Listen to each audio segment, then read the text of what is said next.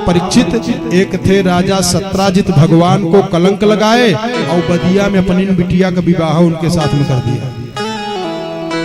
राजा परीक्षित चक्कर में पड़ गए। कहा सत्राजित किम करोद ब्राह्मण कृष्णस्य किल विषम। गुरुदेव, सत्राजित ने भगवान को कलंक लगाया, अपनी बिटिया का विवाह कर दिया, ये कैसे हो गया? कहा सुनिए। कहा आसीत राजा, एक राजा थे, कौन? सत्राजितः भक्तस्य परमं सखा। सूर्य के उपासक थे राजा सत्राजित। ध्यान दें, जितने लोग बैठे हो विशेष रहस्य बता दे रहा हूं, चाहे स्त्री हो, पुरुष हो, ब्राह्मण हो, क्षत्रिय हो, वैश्य हो, शूद्र हो, सन्यासी हो, गृहस्थी हो, वानप्रस्थी हो, कोई हो, सूर्य भगवान का अर्घ देना चाहिए, सूर्य भगवान की पूजा करनी चाहिए। विशेष पूजा अगर बता दूं, केवल सूर्य की पूजा बता दूं, तो दावा है कि गरीबी भाग जाएगी, फिर आपकी तरफ मुड़ के देखेगी नहीं, बीमारी भाग जाएगी। सत्राजित ने किया, साधना किया, किनका? सूर्य नारायण का। और सूर्य नारायण प्रसन्न होकर के स्मंतक मणि दे दिया। वो स्मंतक मणि 8 भार सोना रोज देती है। तो कृष्ण कन्हैया भगवान द्वारिकाधीश ने कहा सत्राजित से, राजा सत्राजित ये मणि दे दो, राजा उग्रसेन को दरबार में रहेगी, 8 भार सोना देगी, इसी सोना से प्रजा का पालन होगा। सत्राजित ने कहा अच्छा, जेठ के दोपहरिया में मर गए, धूप में पूजा करते करते, अब मणि राजा को दे दे, रानी को दे दे, आपको दे दे, अब मणि किसी को नहीं देंगे। नहीं दिया। और राजा सत्राजित का भाई है प्रसेनजित, प्रसेनजित ने कहा भैया थोड़ा मणि दे देते, हम पहन लेते। और वही मणिवा पहन करके रथ में बैठ के चले।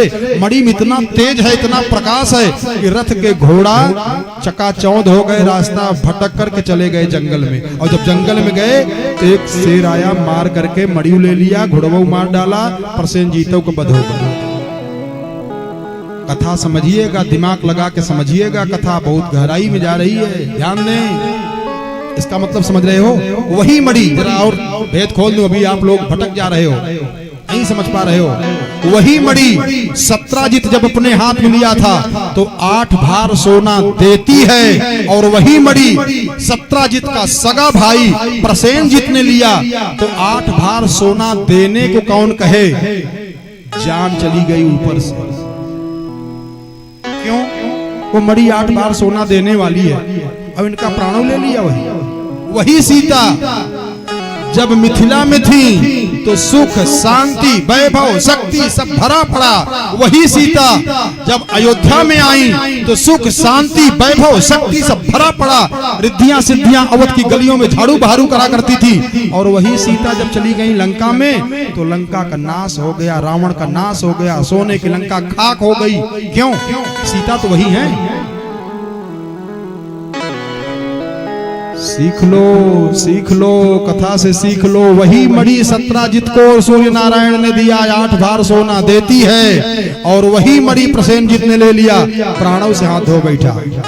और सत्राजित ने आकर के द्वारिकापुरी में झूठा कलंक लगा दिया कि द्वारिकाधीश हमसे मणि मांगे थे, हमने दिया नहीं, इसलिए हमारे भाई का अपहरण करा करके मरवा दिए, मणि छीन लिए। जब ये करने करने जपन जनाहा, जब ये बात एक कान से दूसरे कान में, दूसरे से तीसरे कान में जाने लगी तो भगवान को पता चला, द्वारिकाधीश को पता चला कि मणि का लांछन हमारे ऊपर लगाया जा रहा है। तो जो विशिष्ट लोग थे, प्रतिष्ठित लोग थे द्वारिकापुरी को, उनको लिवा करके गए तो देखे जहां घोड़ा मरा पड़ा है वहां से शेर का चरण चिन्ह दिखाई दिया। और शेर के चरण चिन्ह से आगे जब बढ़े तो शेर मरा पड़ा हुआ है, ऋक्षराज का चरण चिन्ह दिखाई दिया। और ऋक्षराज के चरण को जब देख करके अंदर गए तो मणि ऋक्षराज जाम्बवन की जो लड़की है जाम्बवती, वही मणि लेके खेल रही है। भगवान ने जो मणि के ऊपर हाथ रखा तो लड़की चिल्लाई और लड़की के पिता जाम्बवान दौड़ पड़े भगवान से। मुक्कम का मुक्की शुरू हो गया, जाम्बवान से कृष्ण भगवान से 27 दिन तक लड़ाई हुई, मार मुक्का पे मुक्का, धमाधम धमाधम। 28वें दिन भगवान ने जोर से मुक्का का प्रहार किया। जाम्बवान जब गिरे तो जैसे हनुमान जी ने लंकनी को मारा ना, हल्का सा गंदा खून जब उसका गिरा तो उसकी दृष्टि सही हो गई। हनुमान जी को पहले चोर कह रही थी, सठ कह रही थी, कहा रे सठ सुने हूं। ए है सत्संग का प्रभाव। लंकिनी इतनी जानकार है, इतनी विदुषी है कि मशक समान रूप कपधरी, कहो मशक समान रूप को पहचान जा रही है वो। हनुमान जी को डांट करके कहा कि रे सठ सोने हूँ रे सुभाऊ न मोरा अमोर यहार लंक कर चोरा है चोर। हनुमान जी ने कहा चुप्टिन, चोर के यहाँ नौकरी करी चोर हमको कर रही है। लेकिन हनुमान जी ने चाहते तो कई मुक्का ऐसा लगाते न कि इनका राम नाम सत्य हो जाता, कुछ न बोल पाती। हनुमान जी ने सोचा कि विदुषी तो है ये, ज्ञान तो है इसको, जानकार तो है, लेकिन उल्टा प्रयोग कर रही है, इससे तो काम लेने लायक बड़ी काम की चीज है ये। तो हनुमान जी ने क्या किया, जो गंदा खून है जो उल्टा प्रयोग कर रही है वो धीरे से मोटिका एक अरे महाकपि हनी, और गंदा खून जितना था निकल गया तो रुधिर बमाता अरे धरनी ढनमानी अपनी संभारी। गंदा खून निकल गया, ठीक हो गई। और अब वही लंकिनी हनुमान जी को मार्ग बता दिया। वही लंकिनी एक प्रकार से कहा जाए कि इनकी गुरु बन गई, यह सबकी गुरु बन गई। हम लोगों को अगर वही गुरु मान ले काम बन जाए। वही लंकिनी क्या करती है, लंकिनी ने वही बताया।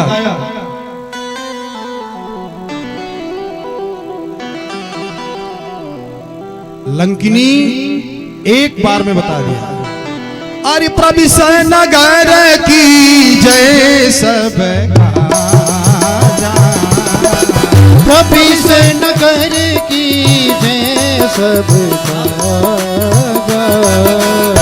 सबको, जितने लोग बैठे कोई भी काम करते हो ये नियम अपना लें, सफल। हनुमान जी को लंकिनी बता रही कि लंका में जाओ सफल हो जाओगे, लेकिन कैसे। प्रविशय नगर की जय सब काजा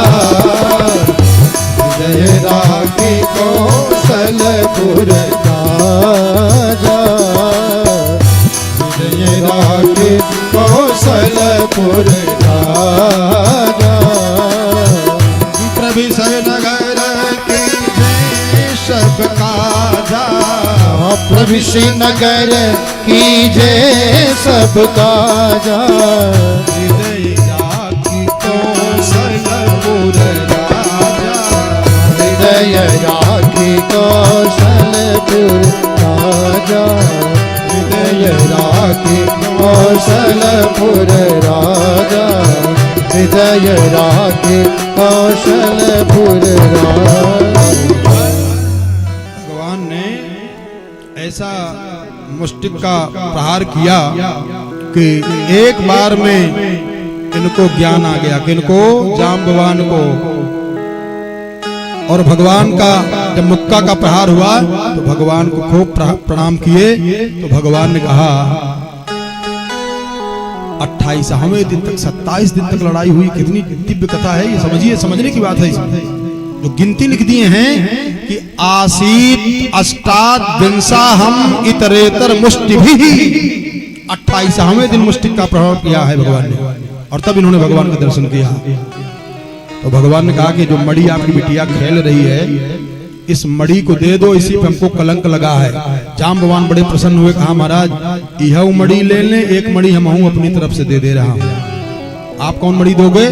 अपनी बिटिया जो जाम्बवती है, तो जाम्बवती के हाथ पे उस मणि को रख करके जाम्बवान ने अपनी बिटिया का हाथ भगवान के हाथ में समर्पित कर दिया। भगवान का एक विवाह और हो गया।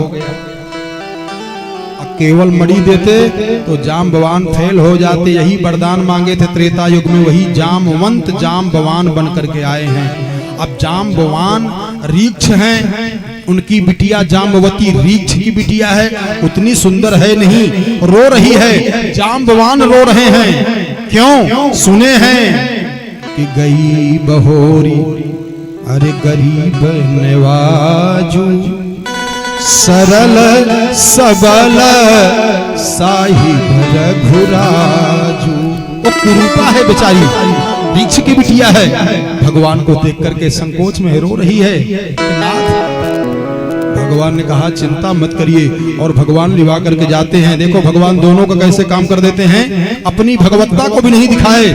महालक्ष्मी स्वरूपा रुक्मिणी जी के पास जाते हैं और भगवान ने परिहास में मजाक में कहा, रुक्मिणी एक औरत लाया हो, ऐसी है ना वो, ऐसी है वो। कई बार जब ऐसी ऐसी कहने लगे तो रुक्मिणी जी ने हंस के कहा कि चाहे जैसी भी हो, हमारे जैसी होगी, हमसे सुंदर नहीं होगी। भगवान यही चाह रहे थे कि माता लक्ष्मी कह दे यह बेचारी सुंदर हो जाए, अब वो भी सुंदरी हो गई। रुक्मिणी जी से भगवान ने कहवा दिया, वो भी परम सुंदरी बन गई।